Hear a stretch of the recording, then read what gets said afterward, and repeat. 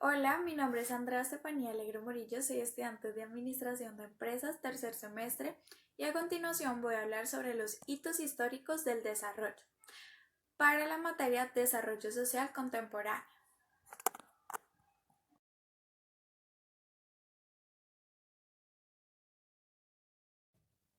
Bueno, antes de seguir hablando un poco sobre los hitos históricos del desarrollo, quería darle como una breve introducción a este tema a tratar.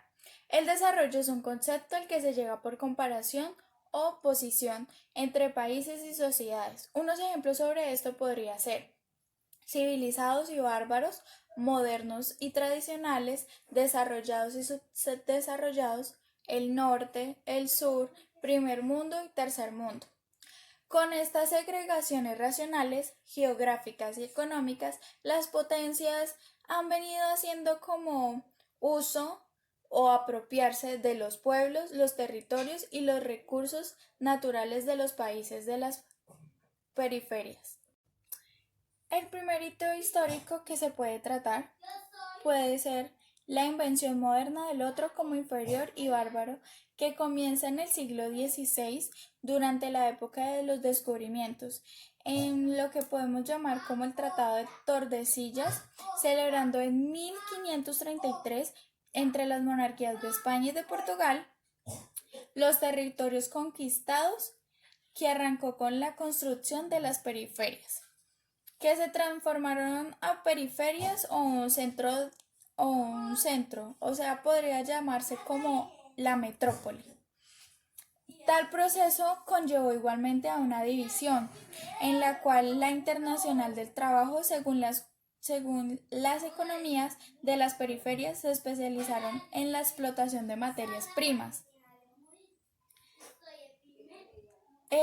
Esto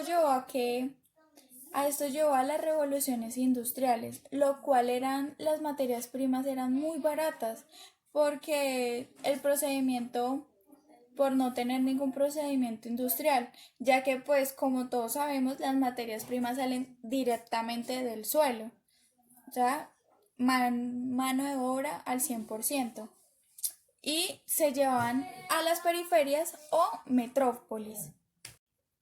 Y, y no solamente sus creencias y sus valores, sino que también tenían que adquirir los métodos de producir. En pocas palabras, América Latina cayó como en una forma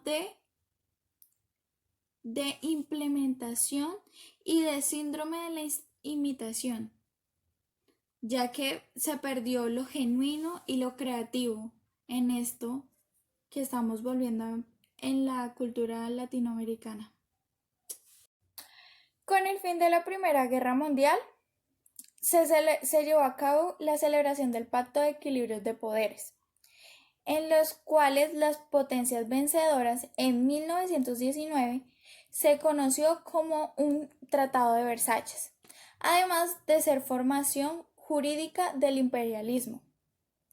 Con el ascenso nazifascista, pronto se demostraron los equilibrios de poderes, logrando con el Tratado de Versalles. O sea, los poderes se equilibraron en el mundo gracias a ese tratado que en 1919 se llevó a cabo.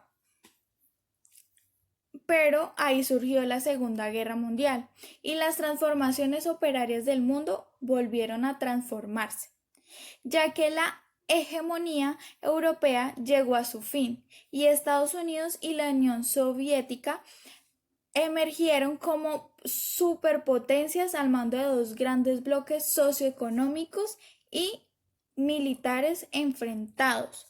El discurso de posesión del presidente Truman el 20 de enero de 1949 reflejó el espíritu de la época y el énfasis que tuvo en adelante la política exterior estadounidense. Con ese discurso comenzó lo que algunos llamaron el desarrollo. En este discurso se mencionó por primera vez la dicotomía desarrollo o subdesarrollo. También el subdesarrollo se explica como una fase previa del desarrollo. Allí se le dio como una transitibilidad al subdesarrollo, que para poder llegar al desarrollo tenía que pasarse por el subdesarrollo. Que eso es como el tercer punto a tratar, ya que el desarrollo como meta exige su propio esfuerzo y su propia superación del subdesarrollo.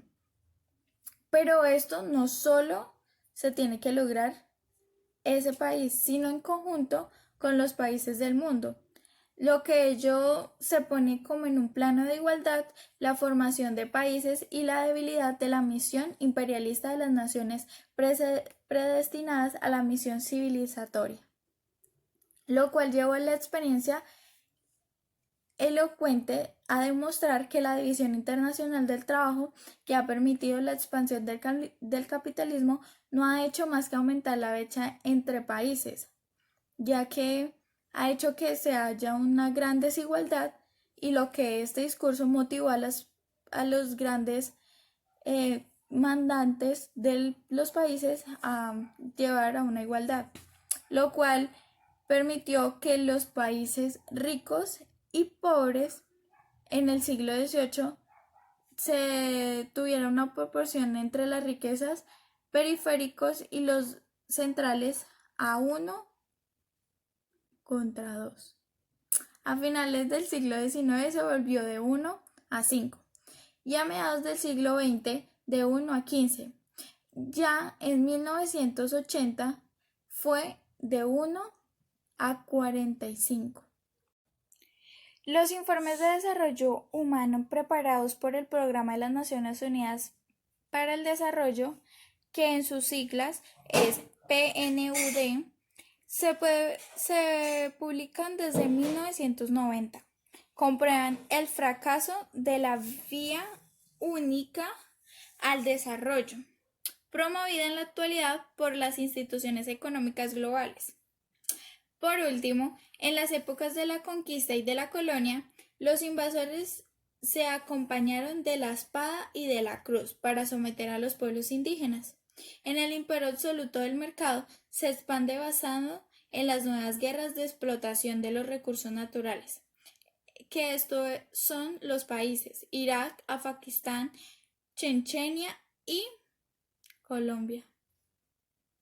Muchas gracias, espero que les haya gustado, que les haya servido y ya.